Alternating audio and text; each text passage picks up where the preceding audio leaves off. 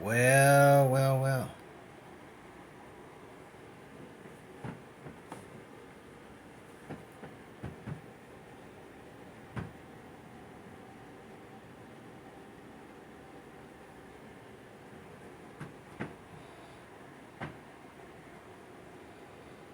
Beautiful guitar.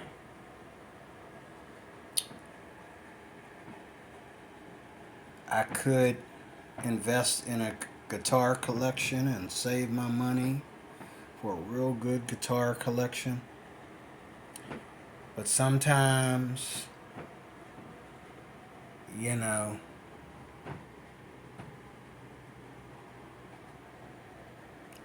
you just are content with what you have. You're just content with what you have.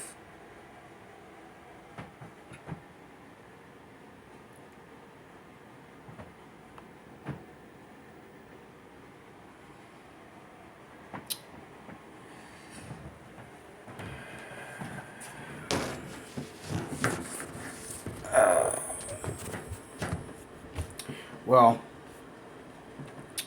I also have my lovely Strat back there. Let me turn this off.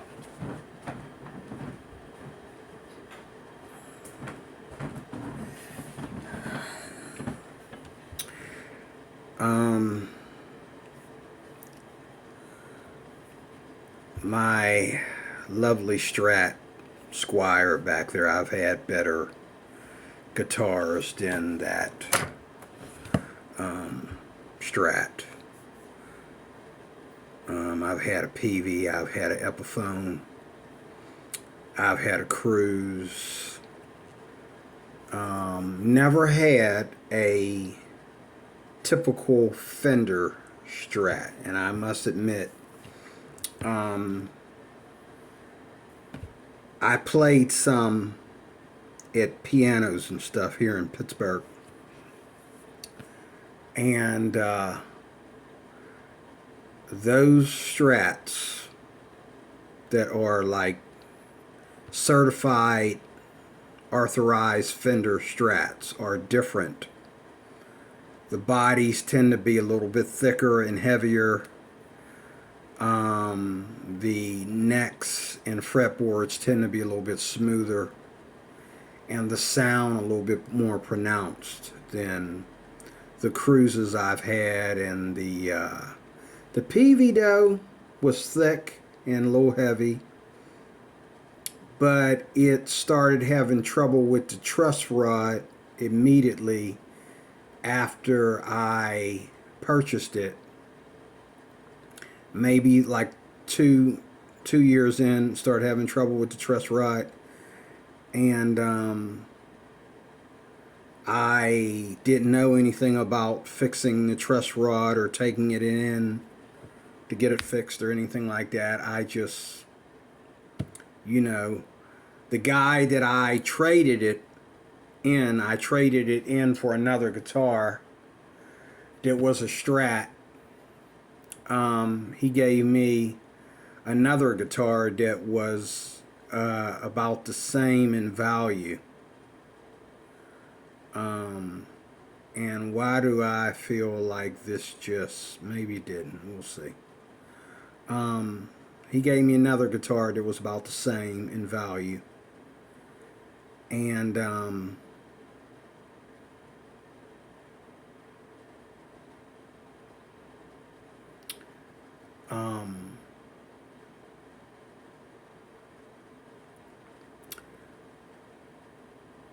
yeah, so I'm testing this camera. I'm making a video, but I'm testing this camera because I went a downgrade on my phone. I used a phone that I already had. It's an older phone, and I've had to do several updates on everything from the phone itself to my emails to YouTube, you name it. I've had to do upgrades.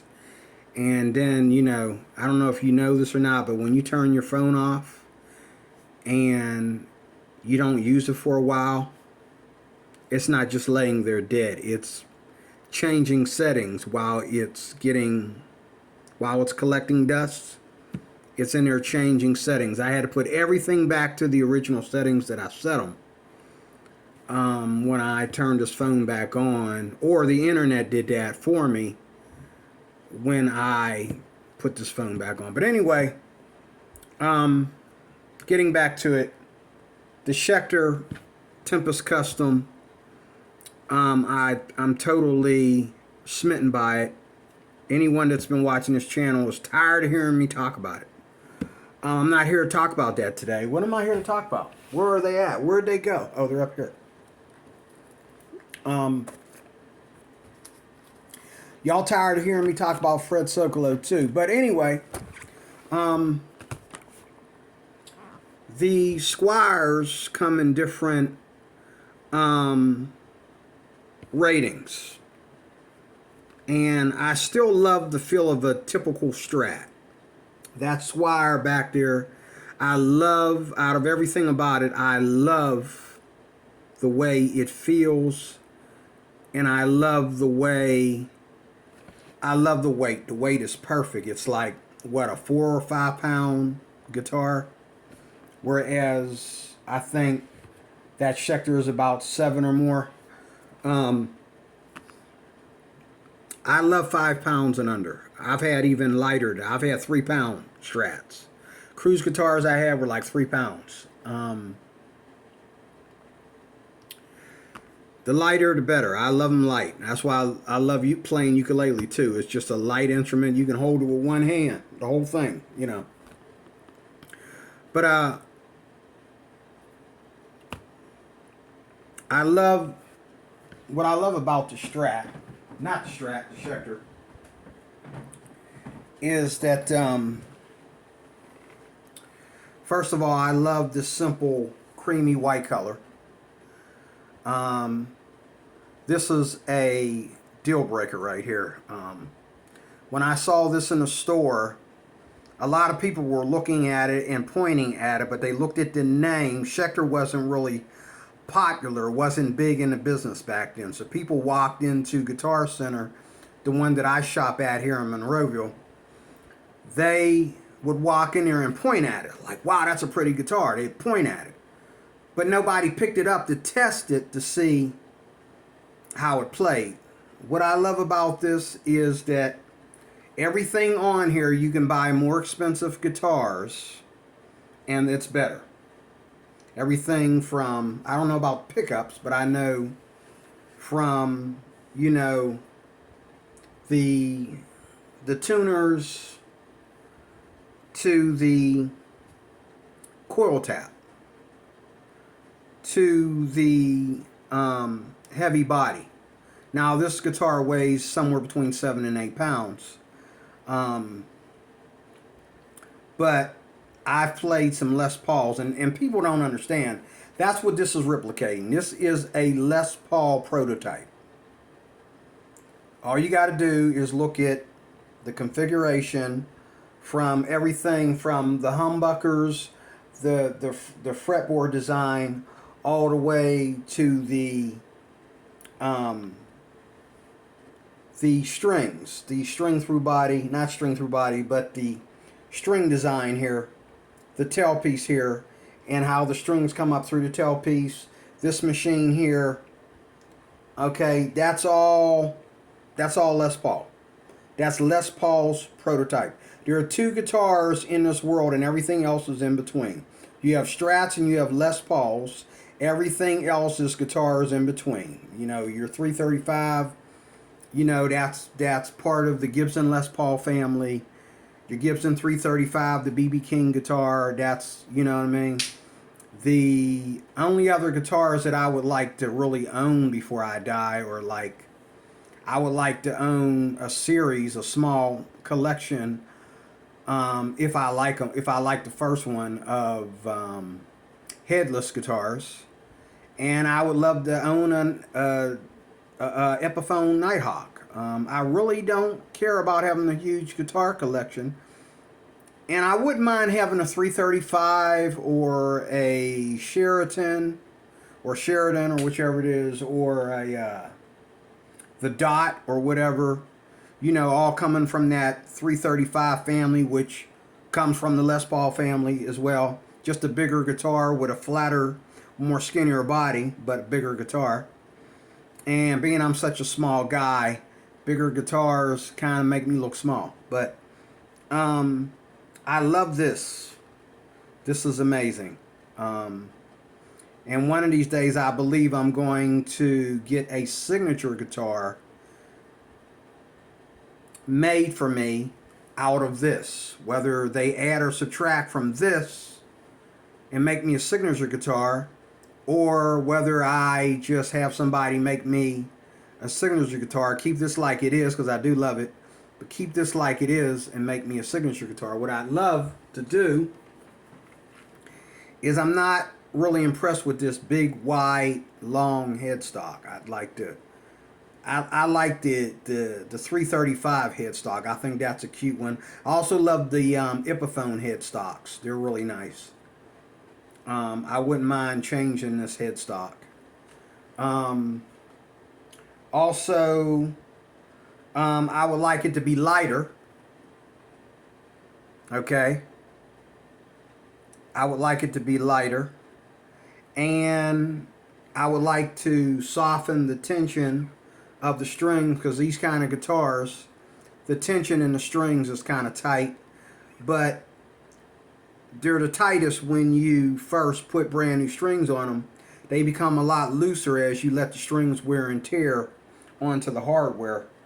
And I think that's it.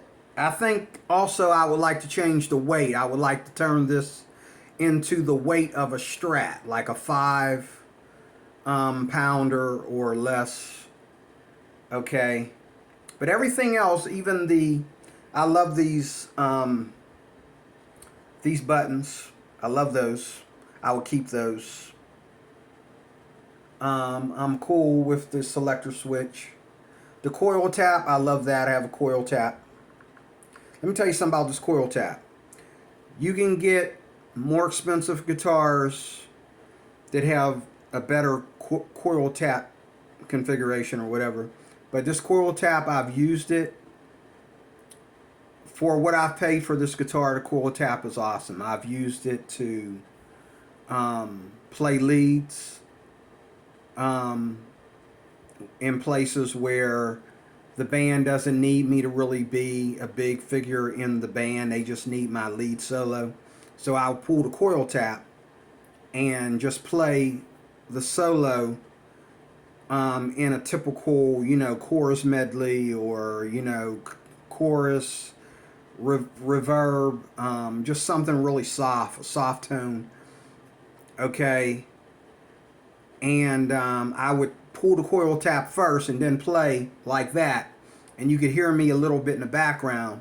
And then when it came time for me to add my fillings or my licks, I push that coil tap back in, and I'm louder and I'm more powerful. The effects sound different, and then I play my lead.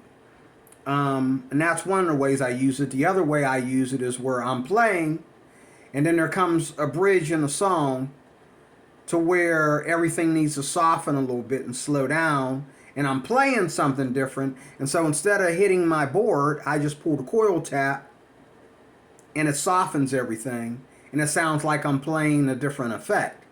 So the coil tap, it has its pros, even on a cheaper guitar like this. Again, you can do more expensive with this type of guitar. You can spend more on the coil tap, but I noticed the difference between this and the Squire. There is a difference here in price and in company.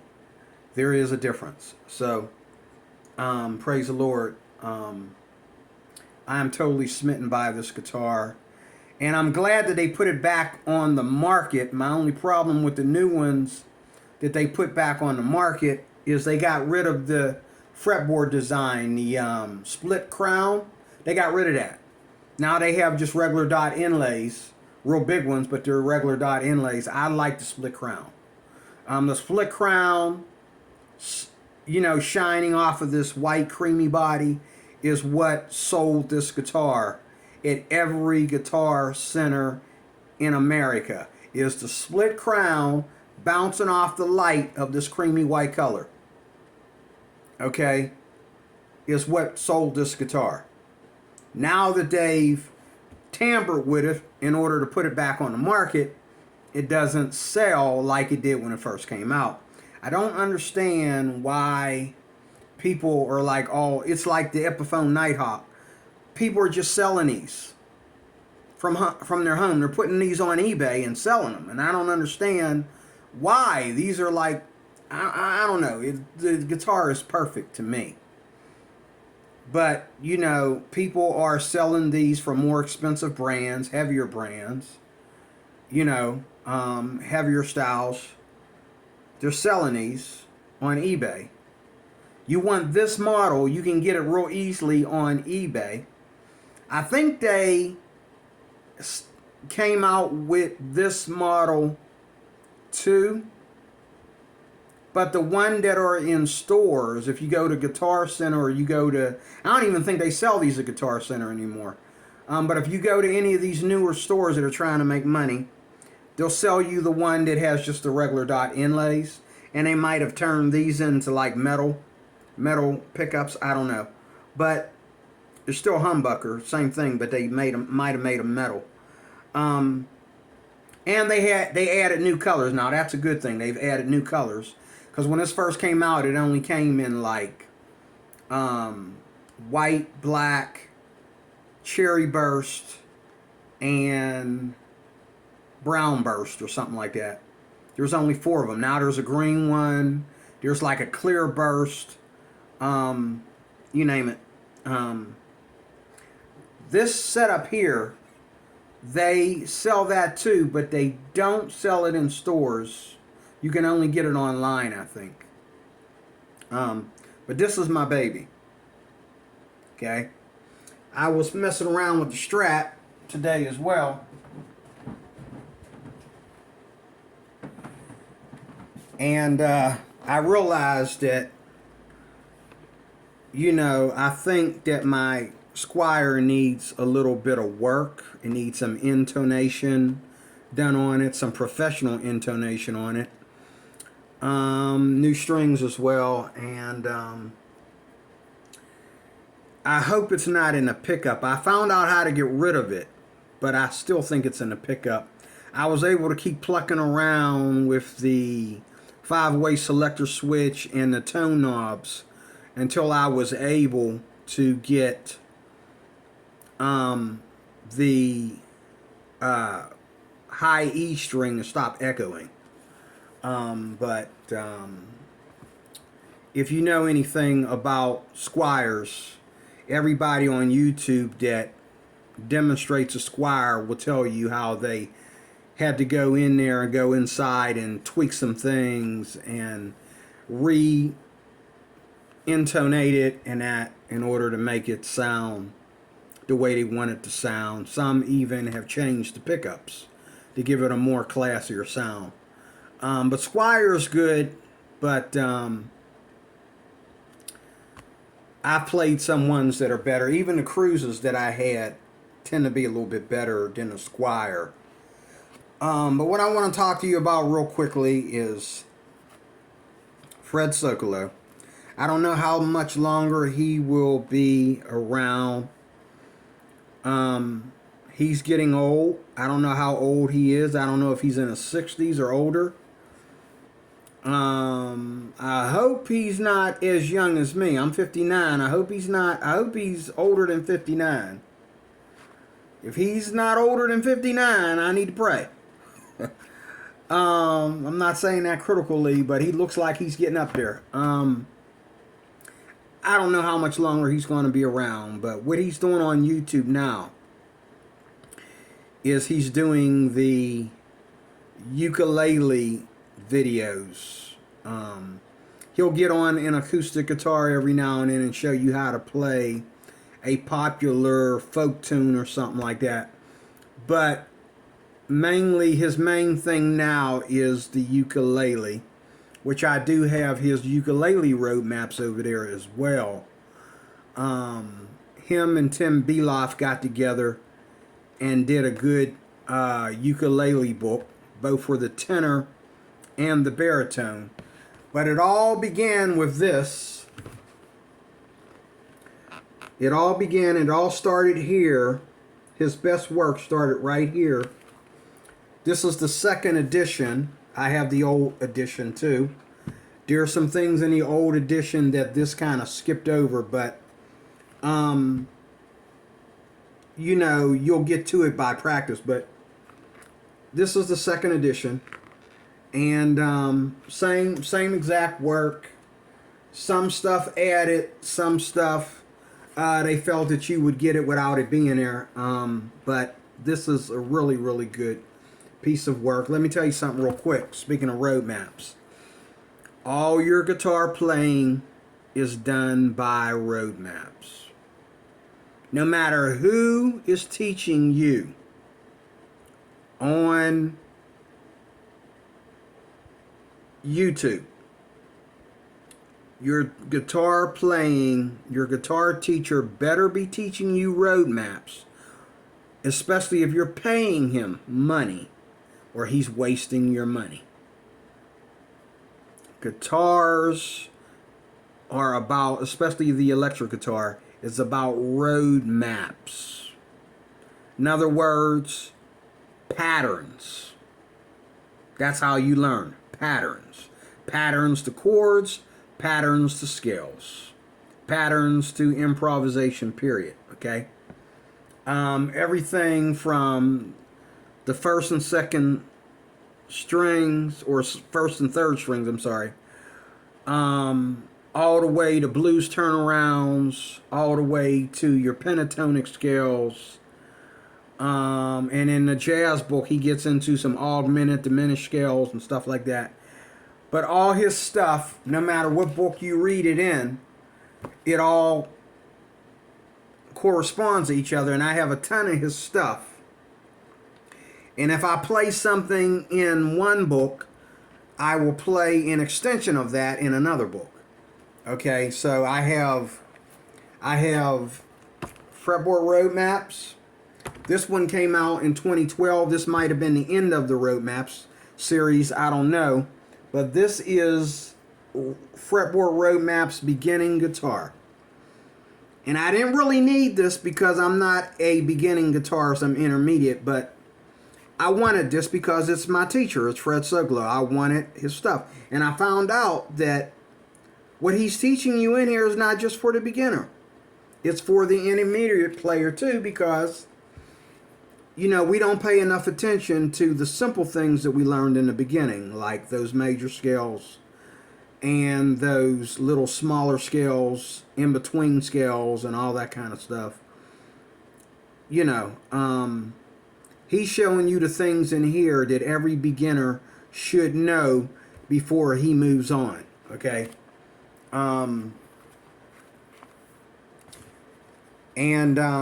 You know, when you learn how to play down here, this is down, this is up. So when you learn how to play down here, okay, this is down, this is up.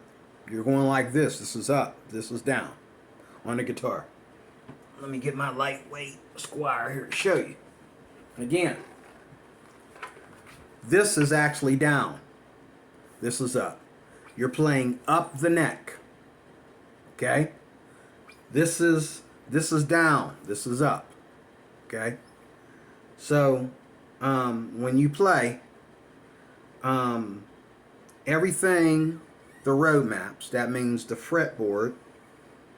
That means that on the fretboard, there are road maps that get you to wherever you need to be with the chords, wherever you need to be with the scales, wherever you need to be with, you know, different techniques. There's road maps for all that. That's what I love about Fred Sokolow. He's not the only one that teaches that. The guy from Nash, I don't know if his last name is Nash. He's the one whose last name is Nash or whatever. But there was a Joe Bonamassa concert live in New York. I have the video. Joe Bonamassa in New York. I forget what the name of the theater that he was at in New York. Big place. He had the place packed out. Him and Beth Hart and two other gentlemen that are top performers. They had the place macked out, and the audience had a ball. Joe Bonamassa was talking to Nash backstage because Nash came to the concert. Nash was trying to show Joe Bonamassa, you know, some things that he was doing with different tunings and stuff like that. And Joe Bonamassa was like, yeah, but something like that I would like to use like for standard playing. And he says, I'm all about patterns. That's how I learned. I'm all about patterns. This is what Joe Bonamassa showed Nash. Okay. Also, John Mayer has some videos here on YouTube where he talks about what taught him how to play, and he demonstrated some of the stuff. Now, a lot of the stuff John Mayer. A lot of stuff that John Mayer plays is more about playing something repetitiously till it becomes something else. Let me say that again. A lot of the stuff that John Mayer plays